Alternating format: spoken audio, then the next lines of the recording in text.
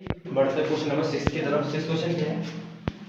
6 question है। Question लिखना चाहो तो लिखना। If two pencil and 3 eraser cost ₹9, मतलब 2 पेंसिल है और 3 इरेजर उनकी कॉस्ट ₹9 है। यहां लिख दूंगा शॉर्ट टर्म में 2 पेंसिल प्लस 3 इरेजर की कॉस्ट कितनी है? 9। ये समझाने के लिए, ठीक है, 9 रुपए की। और 4 पेंसिल 6 इरेजर, तो 4 पेंसिल और 6 क्या है? इरेजर। इनकी कॉस्ट कितनी है? इनकी कॉस्ट दे दी है हमें ₹80। कोई दिक्कत नहीं? क्वेश्चन समझ में आ गया? ठीक है। हमें इस सिचुएशन को ग्राफिकली रिप्रेजेंट करना है। कैसे रिप्रेजेंट करना है? ग्राफिकली। बहुत ही सिंपल चीज है, ठीक है। क्लियर? तो स्टार्ट करते हैं। सबसे पहले हमें ये पता होना चाहिए एक पेंसिल एक इरेजर कितने का है। सबसे पहले ये मान लिया let the cost of 1 pencil. एक पेंसिल कॉस्ट कितनी मान ली? रुपीस x मान ली, b रुपीस x। ऐसी लेट द कॉस्ट ऑफ किसका? 1 इरेजर कितनी मानी? b rupees y। अब वैल्यू रखो जरा। 2 पेंसिल है ना, एक पेंसिल x रुपए की, 2 पेंसिल कितनी की हो गई? 2x की। यहां पे लिखेंगे 2x प्लस 3 इरेजर, तो 3 कितना? इरेजर कितना है? y, तो 3y बराबर 9। कोई दिक्कत नहीं? फर्स्ट इक्वेशन समझ आ गई। पहली इक्वेशन बन गई 2x प्लस 3y बराबर 9। उसी तरीके से दूसरी में 4 क्या आएगा? x प्लस 6y बराबर 18। ये बन गई 2 इक्वेशन। कोई दिक्कत तो नहीं है? इन दोनों को ग्राफिकली रिप्रेजेंट करना है। बहुत ही सिंपल सा ग्राफिकली रिप्रेजेंट करना है, इससे सब कुछ है नहीं, ठीक है। कैसे करते हैं ग्राफिकली रिप्रेजेंट? तो पहले इक्वेशन 1 लेना, और इक्वेशन 1 शायद आप लोगों ने जो 9th में करा है वही करना है। 2x प्लस 3y 9 है। डब्बा बनाना आता था? करा था सब? बहुत बार डब्बा में 4 वैल्यू लगा देना। ये 3 रख देना तुम्हारे से x y। कोई दिक्कत नहीं है? x की 0 1 2 3 रख देना जो मर्जी, ठीक है। y कितना कितना आएगा निकालना आता है? x के पहले 0 रखोगे तो y आएगा। जरा x को 0 रखो, y कितना आएगा? 0 रखोगे 3 आएगा। फिर x को कितना रखोगे? 1 2 1 2 9 - 2 कितना होता है? 9 - 2 कितना? 7/3 पॉइंट में निकालना। ऐसे 2 2 4 9 - 4 कितना होता है? 5/3। समझ में आ गई मेरी?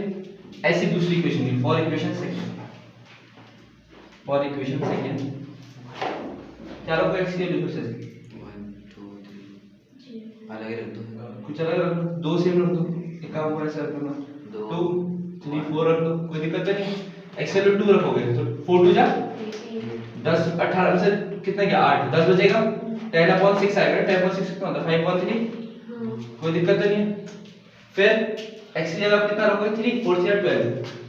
18 - 12 कितना होता है? 6 1 3 पक्का? देखते चलो कितना रखा था? 3 रखा था, 1 आएगा, सही है ना? 1 आएगा।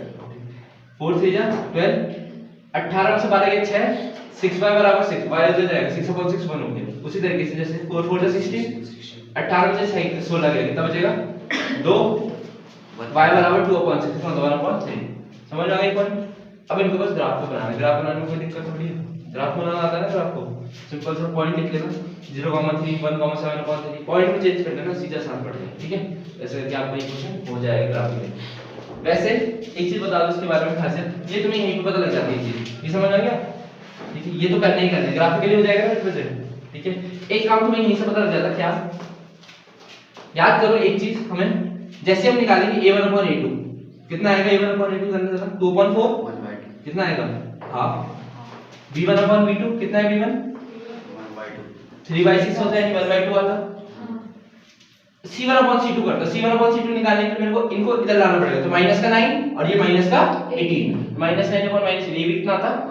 1/2। तो ये सारे बराबर आ रहे हैं। a1/a2 बराबर b1/b2 बराबर c1/c2। कौन सी कंडीशन है? इनफिनिटली मैनी सॉल्यूशन की कंडीशन हो जाती है। तो बस इससे ये पता लग जाता है कि दोनों लाइन एक दूसरे के ऊपर कोइंसिडेंट है। कैसी लाइन है? कोइंसिडेंट है। याद रखना कोइंसिडेंस लाइन होती है। कौन सी होती है? Coincidence line. कोइंसिडेंस मतलब क्या होता है? कोइंसिडेंस मतलब एक के ऊपर दूसरी होगी, ठीक है। कोई दिक्कत नहीं, एक के ऊपर दूसरी लाइन चलेगी, ऐसा बोलना चाहता हूं। ठीक, ये हो गया तुम्हारा 6th क्वेश्चन।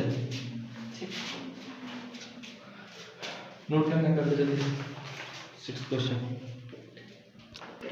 इसके बाद क्वेश्चन नंबर 7 देखेंगे। क्वेश्चन नंबर 7 पे लिख लेना find the roots of the equation. Equation ये है, इसके क्वाड्रेटिक इक्वेशंस के रूट्स निकालो। x² - 3x - 10 बराबर 0। इसके रूट्स निकालने हैं, तो रूट्स निकालने के लिए कोई भी तरीका लगा सकते हो। For example splitting middle term और तो स्प्लिटिंग मिडिल टर्म। अगर आपको लगे क्वाड्रेटिक फार्मूला से निकालना तो quadratic formula, it's over to you, ठीक है। तो मैं स्प्लिटिंग से निकालो बहुत इजी हो जाएगा। x स्क्वायर माइनस मल्टीप्लाई करके 10 चाहिए होता है, माइनस करके 3 चाहिए, तो कौन होते हैं मल्टीप्लाई करके 10 और माइनस करके 3। फैक्टर निकालना सिखाता है, बहुत बढ़िया। वैसे कैसे निकालता है इंसान, कोई निकालेगा तो 10 किसके टेबल में आता है, 1 के टेबल में आता है, 1 कितने जा 10 जा। क्या इनको माइनस करके 3 आता है, नहीं। अगला कौन 2 5 जा, इनको माइनस करके 3 आता है, तो मतलब ये वाले लेंगे। तो x square minus 5 minus 2 bracket में x माइनस 10 बराबर 0। x square minus 5x minus minus plus का 2x माइनस 10 बराबर 0, ये होगा। कॉमन आएगा इन दोनों में, क्या आएगा कॉमन इन दोनों में, x बचेगा क्या x माइनस 5, इन दोनों में क्या कॉमन आएगा 2, बचेगा क्या x माइनस 5 बराबर 0। पूरे में क्या कॉमन आ जाएगा x माइनस 5, बचेगा क्या x प्लस 2। अब रूट्स निकालने के लिए पहले या तो ये देखो, दो चीजों को मल्टीप्लाई करके 0 आ रहा है, पहले ये 0 रखेंगे, तो x माइनस 5 अगर 0 के बराबर तो x कितना आएगा यहाँ से माइनस होता जाके, तो 0 प्लस 5 5। ऐसे ही x प्लस 2 0 के बराबर, तो x कितना आएगा प्लस होता जाके, तो 0 माइनस 2 माइनस 2 आंसर समझ में ये आ गए हमारे आंसर। ठीक है, बस निकल गया, ठीक है, ये निकल गया आंसर।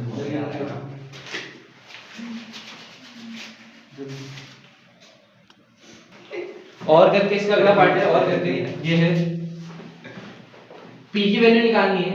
अगर ये इक्वेशन लिखी हुई 30px² - 6x + 1 = 0, ये क्वाड्रेटिक इक्वेशन है। p की वो वैल्यू निकालनी है जिसके लिए इसके रूट्स नॉट रियल होंगे, रियल नहीं होंगे, मतलब ठीक है, रियल नहीं होंगे। ऐसा लिखा हुआ कि find the value of p for which this equation has no real roots, कोई रियल रूट्स नहीं होने चाहिए। कंडीशन देखो जरा, सबसे पहले कभी भी रियल अनरियल या किसी रूट्स के नेचर की बात करें कि रूट्स कैसे, तो हम लोग सिंपल सी एक चीज निकालते हैं, डिस्क्रिमिनेंट। क्या निकालेंगे, डिस्क्रिमिनेंट, जिसकी वैल्यू होती है b² - 4ac। ठीक है, अब इसकी कंडीशन क्या क्या होती है, अगर डिस्क्रिमिनेंट ग्रेटर देन 0 आएगा तो रियल रूट्स, कौन से रूट्स, रियल। और ये डिस्क्रिमिनेंट अगर इक्वल टू 0 आएगा तो कौन से रूट्स होते हैं, real and equal, real and equal. अब कंडीशन डी अगर लेस देन 0 आता होगा, क्या आता होगा, लेस देन 0, तब जाके हम बोलेंगे जो रूट्स होंगे वो कैसे होंगे, अनरियल या फिर ये बोलो नॉट रियल। बात तो वही है, रियल बोले या नॉट रियल, ये कंडीशन होती है। ठीक है, तो हमारे क्वेश्चन के अकॉर्डिंग कौन सा चलेगा, थर्ड कंडीशन केस चलेगा, केस थर्ड पे काम करना पड़ेगा। तो केस थर्ड के लिए पहले सबसे पहले डिस्क्रिमिनेंट ही निकाला जाएगा। जरा इसमें देख के बताओ एबीसी कौन कौन होगा, ए कितना होगा, 30p, b कितना होगा -6 और c 1। तो ये वैल्यू याद रखना, a b c सबसे पहले, ठीक है, ये निकालना है सबसे पहले a b और c। तो डिस्क्रिमिनेंट b² - 4ac कितना आएगा, b² 30p² कितना होता है, मैं b² 30p² ऐसे -4 * a कितना होगा, ये -6² होगा ना, -4 * 1 आएगा 30p, और फिर c आएगा कितना, वैल्यू डालिए बस। हाँ, तो -6² कितना होगा, 36 माइनस 120p, ये समझ में आ गया। इसका मेरे को एक चीज पता है, डिस्क्रिमिनेंट लेस देन 0 होना चाहिए, कैसे रखा जाएगा, यहाँ पे रखो 36 - 120p बराबर लेस देन 0, ऐसे होगा। इसमें कुछ कॉमन है, चाहे तो सॉल्व करने के लिए एक सिंपल तरीका होता है, याद रखना। इसको इधर भेजो तो ऐसा बनेगा ना 120p, इसको इधर भेजोगे जब इधर को, तो मुंह इसकी तरफ खुलेगा 120p, ऐसी बनेगी कंडीशन पक्का, क्योंकि 120p इधर जाएगा, माइनस को जाके प्लस को जाएगा, और ये ऐसा, ठीक है ना। अब p निकालना है, तो p निकालने के लिए नीचे जाएगा 36/120, डिवाइड करना आता है, कितना है ये लगभग कितना, p ग्रेटर देन किससे, 36/120 कितना होता है, नहीं 120 हो, 6 से काट दो, 6 से 12 से काटो ना, 12 3 जा 36, 0.3 आ रहा लगभग, है ना, ये आ रहा 0.3 लगभग आ गया। तो ये होगा p हमेशा ग्रेटर होना चाहिए किससे, 0.3 से, ये आ गया आंसर। ठीक है, अच्छा क्वेश्चन था, नोट कर ऊपर मार्क कर देना, #0700 #0703 मार्क कर देना क्वेश्चन के ऊपर, ठीक है। तो क्वेश्चन के ऊपर #0703 मार्क कर देना, फिर बताऊंगा मैं दूसरे अपने नोटबुक में कर लेना, मतलब ठीक, ब्लैक वाली नोट नोट हो देते हैं। नेक्स्ट क्वेश्चन की तरफ बढ़ते हैं। अगला क्वेश्चन हमारा क्वेश्चन नंबर 8, अच्छा क्वेश्चन है, चैप्टर के बीच से आता है, क्वेश्चन लिखेंगे, लिख लो, लिखना पड़ेगा, देखो, find the length of tangent, find the length of tangent to a circle, find the length of tangent to a circle from an external point, from an external point from an external point at a distance of 5 centimeter at a distance of 5 centimeter from the center of the circle. दोबारा बोलता हूँ, find the length of the tangent to a circle from an external point at a distance of 5 centimeter from the center of the circle of radius 3 centimeter. बहुत ही easy question होगा, diagram बनाएंगे, question हमारे सामने दिख जाएगा। चलो diagram बनाते हैं। तो सबसे पहले क्या पता लगा, एक सर्कल है, एट क्वेश्चन में एक सर्कल है, लो बनाया सर्कल जैसा बोलेंगे। अच्छा सर्कल का रेडियस दिया, कितना दे रखा लास्ट में रेडियस 3 सेंटीमीटर। मैं एक काम करता है, ऐसा सर्कल है, एक ये बना दे 3 सेंटीमीटर की लाइन, कोई दिक्कत नहीं है। इसको नाम O दिया, इसको नाम A दिया, कोई दिक्कत नहीं है। आगे क्या बोला, कितने एक्सटर्नल पॉइंट कितनी दूर है, 5 सेंटीमीटर। 5 सेंटीमीटर दूर कौन है, एक्सटर्नल पॉइंट। तो एक्सटर्नल पॉइंट मान लो किससे, फ्रॉम दी सेंटर से। तो सेंटर से 5 सेंटीमीटर दूर जाऊंगा ना, तो चलो 5 सेंटीमीटर दूर ऐसे चलेंगे, यहां तक कोई भी मान लो कितना दूर है, 5 सेंटीमीटर। इसको मैंने मान लिया A B पॉइंट, कोई दिक्कत नहीं है। अच्छा ये 5 सेंटीमीटर। अब मेरा काम क्या है, मेरा काम है लेंथ ऑफ टेंजेंट निकालना। टेंजेंट कहां से आएगी, B से किस पे जाएगी, किस पॉइंट पे, A पे। ये बनी टेंजेंट, बस अब मुझे कैसे करके BA निकालना, बाकी काम कर लूंगा, कोई दिक्कत नहीं है। अब मेरे से एक बात बताओ, ये 90 बनता है, क्यों बनता है 90, क्योंकि वहां पे टेंजेंट और रेडियस परपेंडिकुलर। तो मैं ऐसे लिखूंगा एंगल BAO = 90 डिग्री। कारण radius and tangent, angle between radius and tangent is of 90, या फिर radius and tangent are perpendicular to each other.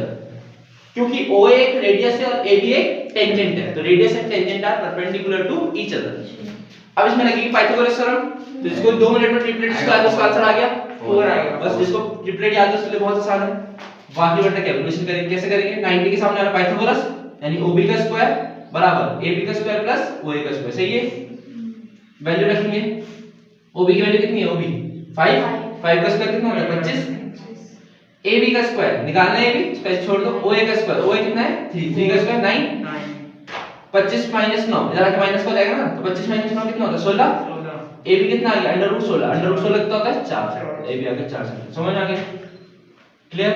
Paper में एक काम करना है, डायरेक्ट मत लिख के आना ट्रिपलेट, हां सीधा ऐसे। अगर फॉर एग्जांपल MCQ आता तो सीधा टिक करना है, ठीक है, बिना टाइम वेस्ट करे, क्लियर। ठीक है, मिनट हो गई, चलिए अगले क्वेश्चन की तरफ बढ़ते हैं। क्वेश्चन नंबर 9, पहले इसको नोट कर लो आराम से।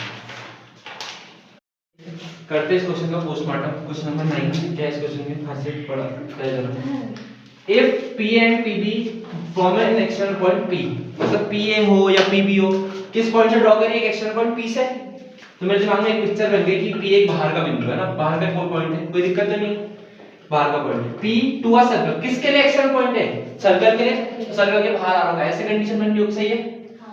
क्वेश्चन को बड़े ध्यान से पढ़ो, समझ में आएगा। इफ टेंजेंट हो रहा PA और PB क्या है, टेंजेंट, तो इससे P से 2 टेंजेंट निकलेगी, एक और ये दूसरी, ये A और ये B, सही है। PA PB टेंजेंट निकल गई। आगे बोलता है to a circle with centre हो, सेंटर कौन है O, सेंटर होगा तो यही होगा, सेंटर होगा तो कोई हो नहीं सकता, सही है फिगर। अब आगे बोलता है इंक्लाइन टू ईच अदर, कौन इंक्लाइन हो रहा है एक दूसरे पे, टेंजेंट। बात किसकी चली, अरे इंग्लिश पढ़ते हो, इंग्लिश में सेंटेंस अभी फुल स्टॉप वगैरह आया कहीं नहीं आया, तो बात इसी की चली, टेंजेंट की, है ना। तो टेंजेंट दोनों की दोनों इंक्लाइन हो रही है किस पे, 80 डिग्री पे। तो ये टेंजेंट, ये दूसरी टेंजेंट इंक्लाइन और दोनों मीट कर रही है, कितने में मीट कर रही है दोनों की दोनों, 80 डिग्री। तो ये समझ आ रहा है, ऐसा बोलना था। इंक्लाइन मतलब कहां पे वो मीट कर रही है, किस एंगल पे, 80 डिग्री पे, क्लियर। मुझे निकालना है POA, कौन सा एंगल निकालना है, POA, क्या है POA, POA ये वाला, यस ये तो जरा बीच से लाइन के पास करो। ये हमने परसों भी करा था क्वेश्चन ना, ये क्वेश्चन सेम हमने परसों करा है, ठीक है ना, याद रखना। यस ये तो 40 में बढ़ जाता है, पता है, ठीक है, ये 40 में बढ़ गया, सिंपल सा। अच्छा सिंपल है, बहुत ज्यादा क्वेश्चन। इन ट्रायंगल OPA दिख रहा, OPA दिख रहा, OPA दिख रहा फिगर में, हमें निकालने वाला एंगल, इसको x माने तो थोड़ी देर के लिए कोई दिक्कत नहीं है। अच्छा ये एंगल 90 होगा, लिख दूंगा एंगल OAP 90, कारण ये 90 क्यों होगा OAP वाला, angle between radius and tangent is of 90, या फिर tangent and radius are perpendicular to each other. ठीक है, सिंपल चीज दोबारा। अब ट्रायंगल के अंदर देखा जाए सारे एंगल को प्लस करके कितना आना चाहिए 180। तो फिगर के अकॉर्डिंग x + 40 + 90 बराबर 180। रीजन क्या आएगा 180। Angle sum property of triangle. Reason लिख लेना खुद ब खुद, angle sum property of triangle. ये ट्रायंगल के तीनों एंगल को प्लस करके 180 आता है। जिसको ये नहीं पता ऐसा क्यों होता है तो उसको प्रूफ भी करा रखा, ठीक है, ज्योमेट्री क्लास 9 की जो वीडियोस में पूरा करा रखा, ठीक है, प्रूफ देखना तो देख लेना, इतनी अच्छा होगा। x + 130 बराबर 180 प्लस को उधर जाके माइनस 180 में से 130 माइनस होगा, आंसर कितना आएगा 50। x बराबर 50 है, नोट करो। x बराबर कितना आ गया 50 खत्म क्वेश्चन, ठीक है ना। इस तरीके से क्वेश्चन हो जाता है। जल्दी नोट करो। क्वेश्चन है अगला, वर्ड अंडरलाइन करेंगे, फिर से काम स्टार्ट करते हैं। क्वेश्चन है दो कोसेंट्रिक सर्कल है, ठीक है, तो दो कोसेंट्रिक सर्कल ना अंडरलाइन करेंगे कोसेंट्रिक वर्ड को। कौन सा वर्ड कॉन्सेंट्रिक सर्कल्स। तो दो कोसेंट्रिक सर्कल कैसे होते हैं सबसे पहले बताएंगे, एक छोटा सर्कल और एक बड़ा सर्कल। ये होता है कॉन्सेंट्रिक सर्कल। कॉन्सेंट्रिक बोलने का मतलब जिनका सेंटर सेम होता है, क्या होता है सेम, तो ऐसा कुछ। अच्छा, are of radius 5 centimetre 3 centimetre. जो बड़ा सर्कल है उसका रेडियस बड़ा होगा, जो छोटा सर्कल है उसका रेडियस छोटा होगा। तो बड़े सर्कल का मान लो ये है रेडियस, ऐसा कितना होगा 5, और ये होगा छोटा, ये कितना होगा 3।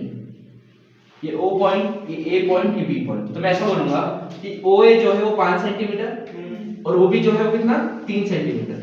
ये हो गई बेसिक इंफॉर्मेशन पहले क्वेश्चन के बारे में, ठीक है, 5 और 3। ये कहते हैं क्वेश्चन का थोड़ा पोस्टमार्टम। आगे find the length of the chord. एक कॉर्ड की लेंथ निकालनी है। कॉर्ड किसके लिए, ऑफ द लार्जर सर्कल, कि बड़े सर्कल के लिए तो कॉर्ड हो लेकिन छोटे सर्कल के लिए क्या हो, टच करती हुई जाए। देख क्या बोला दोबारा सुनना, find the length of the chord of the larger circle, कि लार्जर सर्कल के लिए क्या हो कॉर्ड, ये word of the larger circle touches the smaller circle, smaller circle को टच करके जाए। टच करने का मतलब फिर से टेंजेंट लाइन कुछ ऐसी नहीं जाएगी, सोचो कि बड़े सर्कल के लिए कॉर्ड छोटे सर्कल को टच करके तो ऐसी जाएगी, बीच में कुछ ऐसी, सही है। ABC हमें भी पूरी AC निकालना है, क्या निकालना है कहीं से AB निकल जाए तो उसका डबल कर देंगे। काम डन।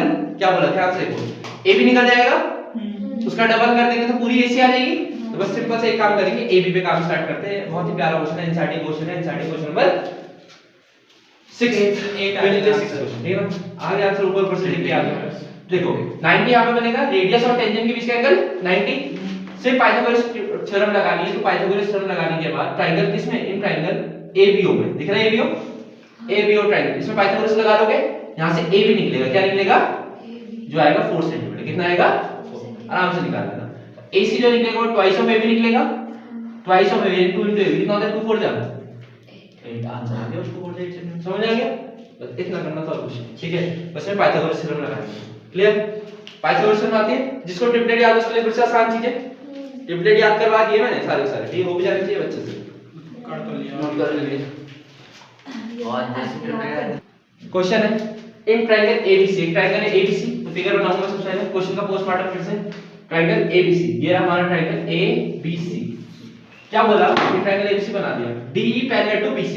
एक लाइन है DE, क्या लाइन है DE, जो किसके पैरेलल है BC। तो जब लाइन बना दो D और E को पैरेलल, मतलब ये BC दिख रहा, इसके आमने सामने एकदम पैरेलल है ना, तो ऐसी बनेगी कोई line DE parallel to BC, ये DE, कोई दिक्कत नहीं इसमें। अब यहाँ पे AD दे रखा है, AD का 2.4 ये रहा, ठीक है, और AE कितना है 3.2, ये 3.2 दे रखा, वैल्यू रख रहा हूँ बस।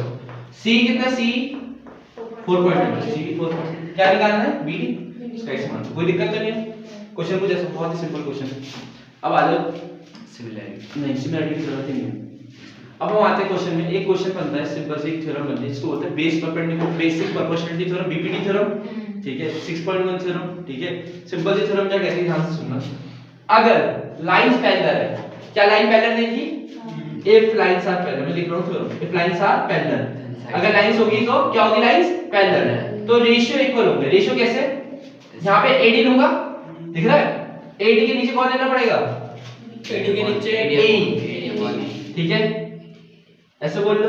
और यहाँ पे कौन होगा, BD के नीचे C, ठीक है। या फिर कुछ लोग इसको ऐसा ही बोलते हैं, बिल्कुल सही बात है, ऐसा भी तो बोल सकते हैं, कोई फर्क थोड़ी पड़ेगा कि AD के नीचे BD लिख लो और AE के नीचे C लिख लो, चीज तो सेम ही आएगी।